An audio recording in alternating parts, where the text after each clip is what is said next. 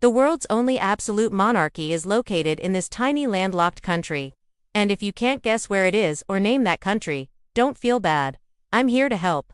This is Eswatini, formerly known as Swaziland, which means place of the Swazis.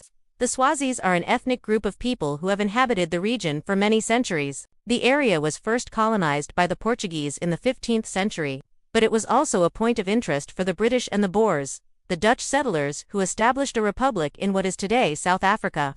The British and the Boers fought a series of wars in the region, but eventually the British won and took control of the area. In 1894, they formally established a protectorate over Eswatini, then known as Swaziland. During World War II, Eswatini was occupied by the Japanese, but was retaken by the British shortly thereafter. After gaining independence from the British in 1945, Eswatini became a constitutional monarchy with a parliament and a prime minister. However, the king still holds significant power. In 1968, the country was renamed Swaziland, taking its name from the dominant ethnic group. In the 1970s, the country experienced a lot of political instability, as there were several attempts to overthrow the monarchy and establish a republic, but these were all crushed and the monarchy remained. King Sobhuza II, who had been in exile in Britain, returned to take back the throne.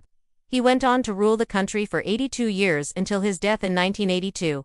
During his reign, he greatly expanded the royal family, having over 100 wives and more than 200 children. This led to a lot of infighting among the royal family, which has continued to this day. When he died, his son, King Eswatini III, became the absolute monarch of Eswatini. He ruled with an iron fist, crushing any opposition and ruling like a god over his people.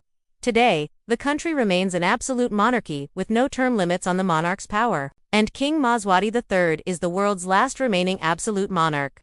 Eswatini is a very poor country with high levels of poverty and inequality. Its economy is largely based on agriculture and industry, although tourism is growing.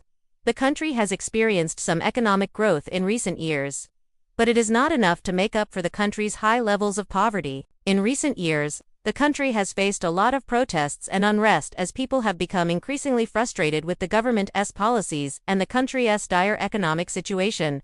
The king has responded to these protests with a heavy hand, crushing them violently and detaining many opposition leaders. Despite this, the people of Eswatini continue to protest and demand democracy and an end to the monarchy.